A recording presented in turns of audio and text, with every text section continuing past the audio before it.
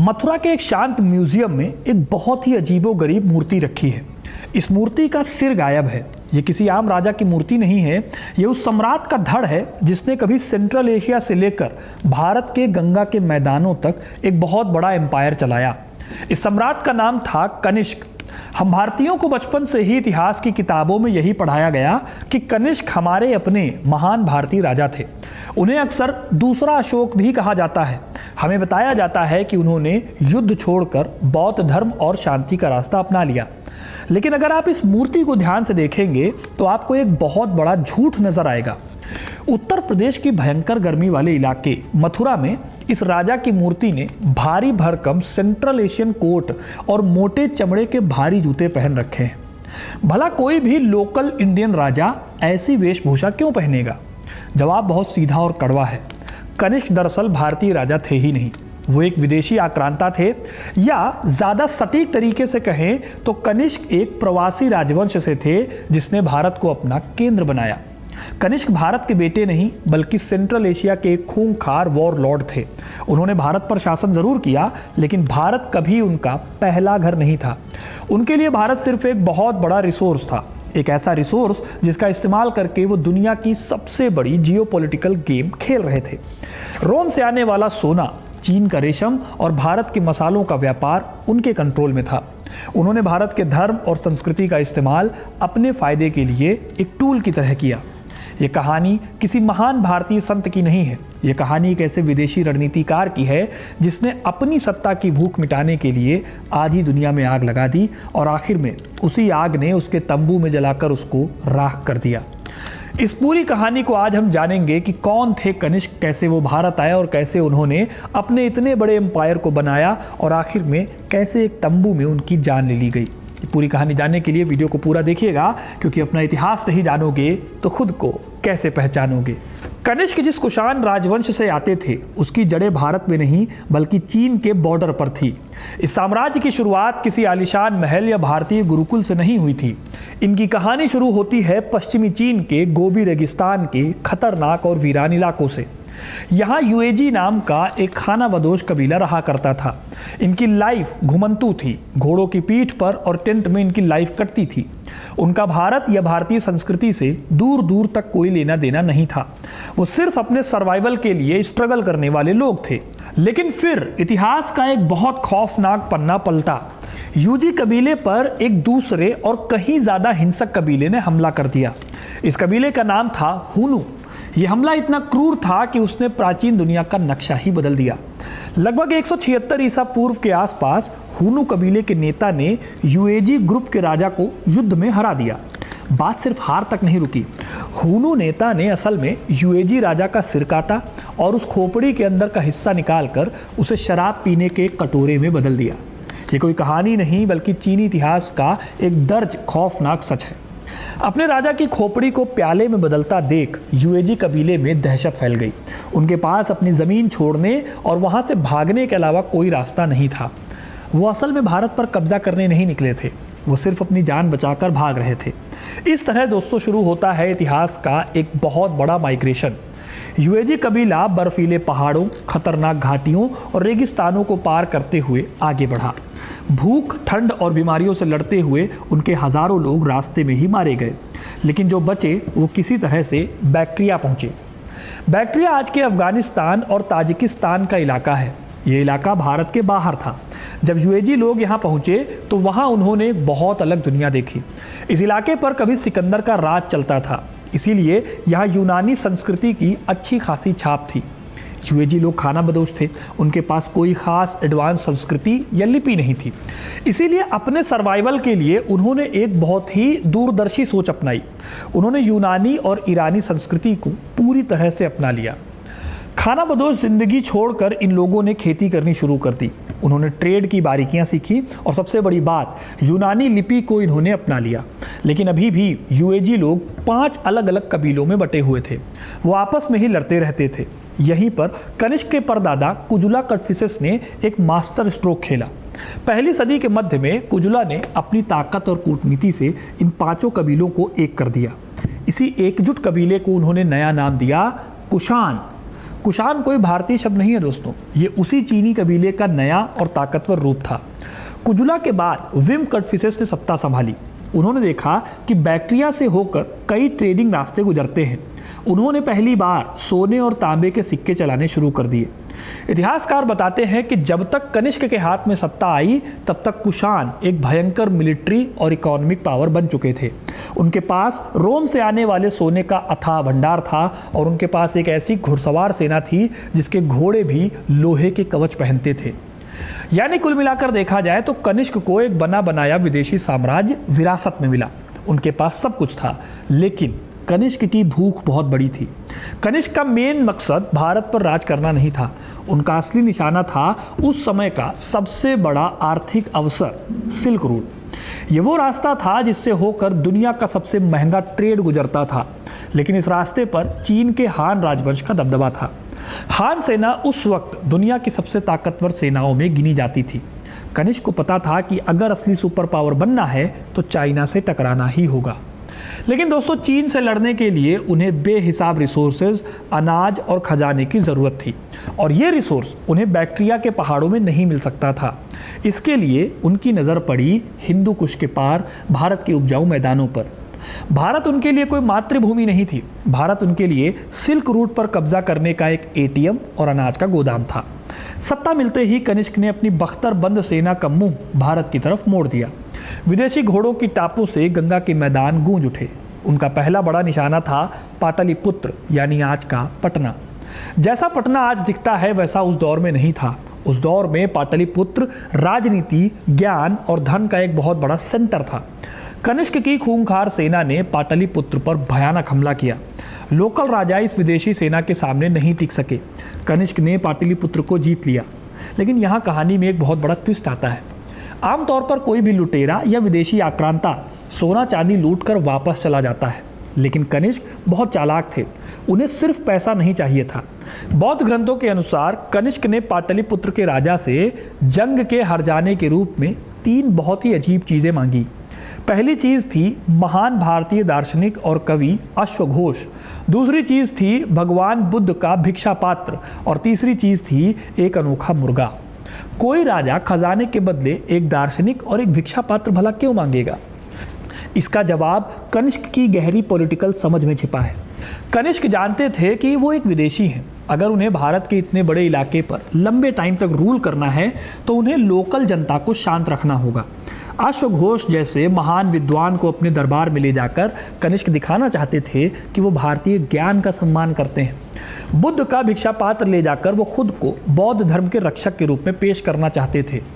ये शायद कोई भक्ति नहीं थी, ये एक विदेशी राजा का भारत की जनता पर मानसिक कंट्रोल स्थापित करने की सोची समझी सांस्कृतिक एकीकरण की डिप्लोमेसी थी। भारत से बहुत सारा धन, अनाज और इंटेलेक्चुअल सपोर्ट हासिल करने के बाद कनिष्क वापस अपनी असली गेम की तरफ मुड़ गए। उन्होंने अपनी सेना को उत्तर की ओर, दुनिया के सबसे खतरनाक पहाड़ों की ओर मोड़ दिया। उन्हें पामीर के पहाड़ों को पार करना था। ये एक तरह से सुसाइड मिशन था। खून जमा देने वाली ठंड, ऑक्सीजन की भारी कमी और हर कदम पर मौत। लेकिन कनिष्क को इसकी परवाह नहीं थी। उनके सैनिक मर रहे थे, लेकिन उन्हें अपनी मंजिल दिख रही थी। उनका टारगेट था तारिम बेसिन। तारिम बेसिन दोस्तों कोई आम इलाका नहीं था। इसमें खोतान, यारकन और काशगर जैसे शहर आते थे। ये पूरा इलाका सिल्क रूट का सबसे अहम चोक पॉइंट था। जो भी इस चोक पॉइंट को कंट्रोल करता वो रोम और चीन के बीच होने वाले खरबों रुपए के ट्रेड का मालिक बन जाता।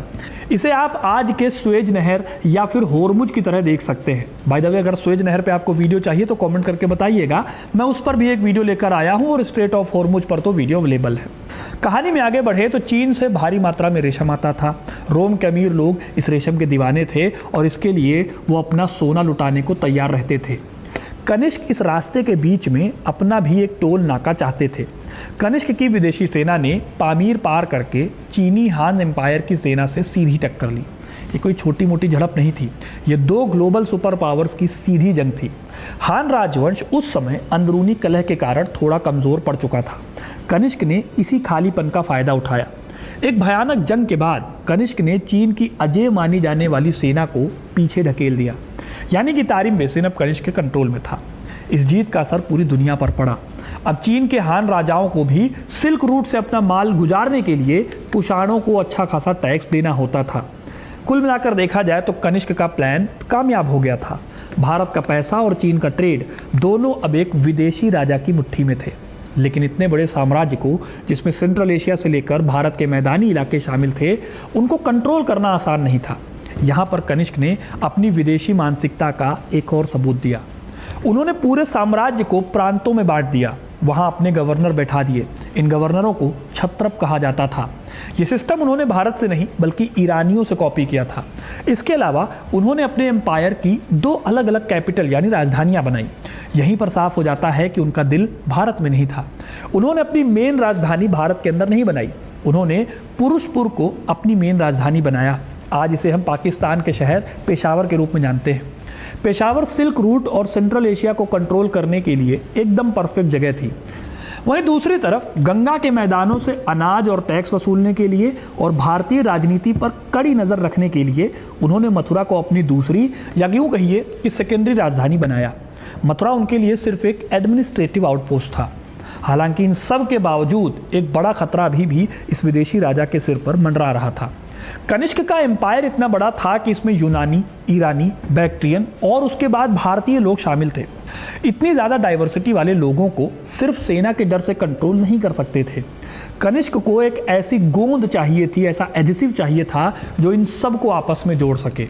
और वो गोंद, वो एडहेसिव उन्हें भारत में मिली। ये गोंद थी धर्म यानी रिलीजन। कनिष्क को इतिहास में एक महान बौद्ध सम्राट माना जाता है, लेकिन इसके उलट सच्चाई ये है कि कनिष्क ने बौद्ध धर्म का कमर्शलाइजेशन किया। उन्होंने इस धर्म को एक जियोपॉलिटिकल टूल की तरह इस्तेमाल किया। कनिष्क के टाइम तक बौद्ध धर्म में कई मतभेद पैदा हो चुके थे। इन सभी विवादों को सुलझाने के लिए कनिष्क ने कश्मीर के कुंडल वन में चौथी बौद्ध संगीति बुलाई। यहीं पर बौद्ध धर्म क्लियरली 2 हिस्सों में बटा, हीनयान और महायान। कनिष्क ने सबसे ज़्यादा सपोर्ट किया महायान शाखा को। इसके पीछे की जो राजनीति है उसको भी आपको समझाता हूँ, क्योंकि महायान शाखा कनिष्क के ग्लोबल बिजनेस मॉडल के लिए परफेक्ट थी। इस शाखा ने गौतम बुद्ध को एक आम मार्गदर्शक से बदलकर, एक गुरु की इमेज से बदलकर भगवान और तारनहार बना दिया। इसलिए कनिष्क को सिल्क रूट के लिए यही चाहिए था। सिल्क रूट पर सफ़र करने वाले जो व्यापारी होते थे वो हमेशा लुटेरों और ख़राब मौसम के डर में रहते थे।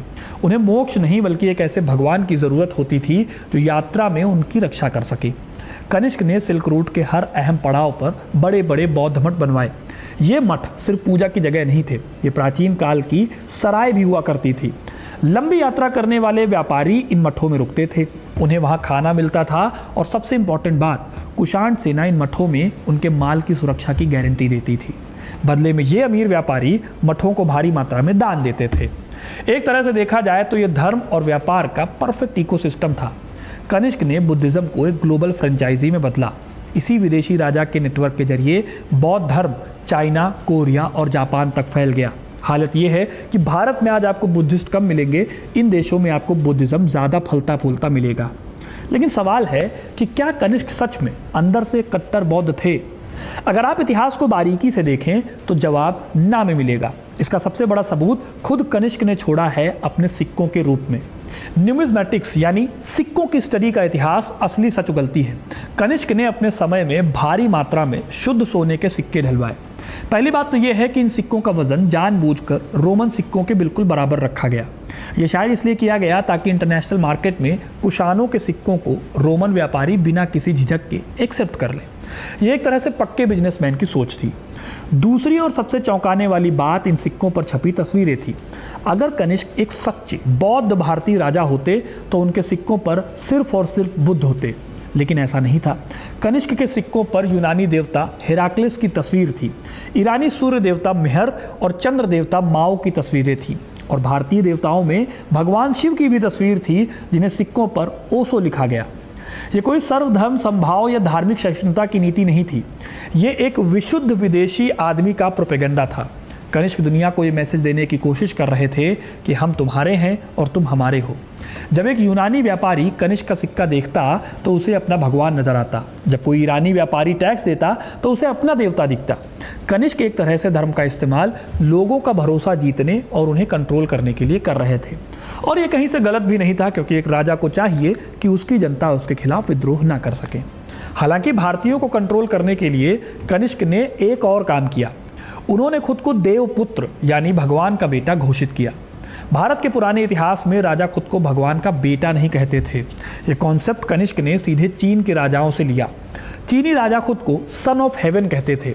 कनिष्क ने उसी टाइटल को संस्कृत में ट्रांसलेट किया और खुद पर अपनाया। मकसद बहुत साफ था, एक विदेशी राजा के खिलाफ भारतीय जनता बगावत कर सकती थी, लेकिन अगर जनता के दिमाग में ये बात डाल दी जाए कि राजा तो सीधे देवताओं का भेजा हुआ प्रतिनिधि है, तो बगावत का विचार ही पाप लगेगा। कनिष्क जनता के दिमाग से खेल रहे थे। उनकी ड्रेस, उनके टाइटल और उनकी राजधानियाँ सब कुछ विदेशी था। अगर अभी भी आपको लगता है कि कनिष्क एक भारतीय राजा थे, तो हाल ही में मिले एक सबूत ने इस भ्रम को हमेशा के लिए तोड़ा। सालों तक हमें पढ़ाया गया कि कनिष्क 78 ईस्वी में गद्दी पर बैठे, लेकिन 1993 में अफगानिस्तान के रबातक नाम की जगह पर एक शिलालेख मिला। इसे हम रबातक शिलालेख के नाम से जानते हैं। यह शिलालेख संस्कृत या पाली में नहीं था, ये बैक्ट्रियन भाषा में था, ग्रीक लिपि में लिखा गया था। यह शिलालेख कनिष्क ने खुद लिखवाया था। इसमें कनिष्क ने बहुत ही गर्व से बताया है कि उसने साकेत, कौशाम्बी, पाटलिपुत्र और चंपा जैसे इंडियन शहरों पर कब्जा किया है। वो इन शहरों को अपना घर नहीं बल्कि जीती हुई टेरिटरी बता रहे हैं। इस शिलालेख ने साबित किया कि कनिष्क का असली पावर सेंटर अफगानिस्तान और सेंट्रल एशिया था, न कि भारत। वो भारत पर बाहर से रूल कर रहे थे। रबातक शिलालेख से यह भी साबित हुआ कि कनिष्क 78 ईस्वी में नहीं बल्कि 127 ईस्वी के आसपास भारत में आए। ये वो टाइम था जब कनिष्क का साम्राज्य एक भयंकर मशीन की तरह काम कर रहा था। इसी टाइम पर गिल्ड्स यानी श्रेणियों का डेवलपमेंट हुआ, जिसमें बड़े बड़े व्यापारी आए और वो अपने संघ में काम करते थे। ट्रेड को फलने फूलने में वो हेल्प करते थे। खेती में पानी निकालने के लिए रहट का इस्तेमाल इन्हीं के टाइम पर शुरू हुआ। विदेशी लोग भारतीय समाज में घुलने मिलने लगे। भारी कोट और जूते पहनने का चलन भारत में आया। लेकिन ये सारी आर्थिक तरक्की एक बहुत भारी कीमत भी मांग रही थी। ये विदेशी राजा यानी कि कनिष्क अपने साम्राज्य की प्यास बुझाने के लिए लगातार खून बहा रहे थे। कनिष्क की ताकत की भूख कभी शांत नहीं हुई। वो अपने जीवन के आखिरी सालों तक खुद जब बूढ़े हुए और बीमार हो चुके, तब भी लगातार युद्ध छेड़ रहे थे। ईस्ट में बनारस से लेकर पश्चिम में खुरासान तक सब जगह पर कुषाण सेना लड़ रही थी। अब जरा उन सैनिकों के बारे में सोचिए जो कनिष्क के लिए लड़ाई लड़ रहे थे। ये सैनिक सेंट्रल एशिया के थे। ये सालों साल तक अपने घरों से दूर भारत की भीषण गर्मी या पामीर की जमा देने वाली ठंड में लड़ रहे थे। अनगिनत बीमारियों, अजनबियों की धरती और लगातार बहते खून ने सेना को अंदर से तोड़ दिया था। मोर्चे पर ही उनकी पूरी जिंदगी कट रही थी। लगातार सत्ता और जीत का नशा किसी भी इंसान को ज़मीनी हकीकत से अंधा कर देता है। कनिष्क के साथ भी यही हुआ। विदेशी धरती पर उनकी अपनी ही सेना थक चुकी थी, लेकिन कनिष्क रुकने को तैयार नहीं थे। ऐतिहासिक स्रोतों से पता चलता है कि एक दिन कनिष्क बहुत गंभीर रूप से बीमार पड़े। वो बिस्तर से उठ नहीं पा रहे थे, लेकिन फिर भी उन्होंने अपनी उसी थकी हारी खून से लथपथ सेना को उत्तर दिशा में एक और नए खतरनाक अभियान पर जाने का आदेश दिया। यह आदेश कनिष्क की जिंदगी की सबसे बड़ी भूल साबित हुआ। इस आदेश ने इंसान के धैर्य और वफादारी की सारी सीमाएं तोड़ दी। सैनिकों को समझ आ गया कि इस शासक को उनकी जान की कोई परवाह नहीं है। जिस इंसान को दुनिया डर के मारे देवपुत्र कह रही थी, उसकी अपनी ही सेना का सब्र टूट चुका था। बगावत किसी राजा ने नहीं की, किसी बाहरी दुश्मन ने हमला नहीं किया। कनिष्क का अंत उनके अपनों ने ही लिखा। उस क्रूर आदेश के बाद कनिष्क के सबसे भरोसेमंद जनरल्स और उसके करीबी सैनिकों ने उनके खिलाफ विद्रोह कर दिया। जिस इंसान ने सिल्क रूट पर हजारों किलोमीटर लंबे रास्तों को व्यापारियों के लिए सेफ बनाया, वो खुद अपनी छावनी में सेफ नहीं था। वो अजय सम्राट किसी युद्ध के मैदान में शान से नहीं मरा, वो अपने ही तंबू के अंदर अपने ही लोगों के बीच मारा गया। ऐतिहासिक किंवदंतियां बहुत ही खौफनाक तस्वीर पेश करते हैं। माना जाता है कि बगावत करने वाले सैनिक कनिष्क के तंबू में घुसे। उनकी बीमार और लाचार बिस्तर पर वो पड़े हुए थे। उनके अपने ही जनरल्स ने उन पर भारी रजाई और कंबल डाल दिए। आधी दुनिया को अपनी मुट्ठी में करने वाला, रोम का सोना लूटने वाला, चीन की नींद उड़ाने वाला और भारत पर कब्जा करने वाला वो विदेशी आक्रांता अपने ही बिस्तर पर चंद सांसों के लिए तड़पता रहा। भारी कंबल के बीच उसका दम घोंट दिया गया। एक बहुत ही साधारण और दर्दनाक मौत हुई एक बहुत ही महान सम्राट की। दोस्तों, कुल मिलाकर देखा जाए तो सम्राट कनिष्क कोई देवदूत नहीं थे। वो एक भारतीय राजा भी नहीं थे जिन्हें हम अपना आदर्श मान लें। वो सेंट्रल एशिया से आए एक क्रूर लेकिन बहुत ही शानदार स्ट्रेटजिस्ट थे। उन्होंने अपने सर्वाइवल के लिए शुरू की गई जंग को एक ग्लोबल बिजनेस एम्पायर में बदल दिया था। उन्होंने भारत का इस्तेमाल एक मुहरे की तरह किया, लेकिन उसी प्रोसेस में अनजाने में भारत को प्राचीन विश्व की सबसे बड़ी आर्थिक ताकत भी बना दिया।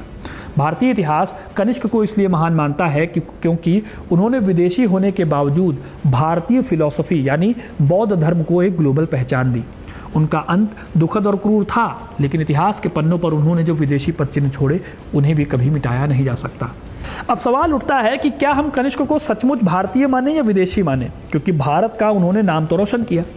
अब अगर आज की डेट में आप कनिष्क को एक विदेशी आक्रांता मानकर उनसे किनारा करना चाहते हैं, तो फिर भारतीय इतिहास के एक बड़े हिस्से को आपको फिर से सोचना पड़ेगा। कनिष्क और मुगल, इन दोनों को अगर आप देखें तो इनमें गहरा वैचारिक संबंध दिखता है। जैसे कनिष्क अपनी सेंट्रल एशियन जड़ों के बावजूद भारत की प्रशासनिक और धार्मिक व्यवस्था में घुल मिल गए, ठीक वैसा ही मुगलों ने भी किया। मुगलों के पूर्वज तैमूर और चंगेज़ खान भी सेंट्रल एशिया के उसी खानाबदोश और वॉर्ड लॉर्ड से आते थे, जिनकी कहानी कुछ आड़ों से मिलती जुलती है। जिस तरह कनिष्क ने बौद्ध धर्म को एक ग्लोबल ब्रांड बनाया, उसी तरह मुगलों ने फारसी संस्कृति और भारतीय कला का ऐसा मिक्स तैयार किया जो आज हमारी पहचान का हिस्सा है। दोनों का सेंटर भारत के बाहर था। दोनों ने भारत के पैसे का इस्तेमाल अपने साम्राज्य को विस्तार देने के लिए किया, और दोनों ने ही समय के साथ अपनी विदेशी पहचान को भारतीय सत्ता के साथ विलय कर दिया। इतिहास में भारतीय होने का मतलब सिर्फ ये नहीं है कि कोई यहाँ पर पैदा हुआ है, बल्कि ये भी है कि यहाँ की सत्ता को अपना घर मानकर उसके फ्यूचर को उन्होंने शेप किया है या नहीं। कनिष्क कुषाण साम्राज्य की पहली ईंट थे और मुगल उस इमारत का विस्तार थे, लेकिन दोनों ही मामलों में भारतीय ज़मीन ने अपनी संस्कृति से उन्हें पूरी तरह से बदल दिया। अब मैं ये आप पर छोड़ता हूँ कि आप कनिष्क और मुगल्स को भारतीय मानते हैं या विदेशी, क्योंकि दोनों ही बाहर से आए, भारत के पास सेटल हुए और भारत को बदलने में बहुत बड़ा रोल निभाया। अब आप कमेंट करके बताइए कि आपको क्या लगता है, और ये कहानी अगर पसंद आई है तो इसे लाइक और शेयर कीजिए, और ऐसी तमाम इंटरेस्टिंग कहानियों के लिए, इतिहास से जुड़े रहने के लिए हिस्ट्री कनेक्ट को सब्सक्राइब ज़रूर करें। बहुत बहुत धन्यवाद।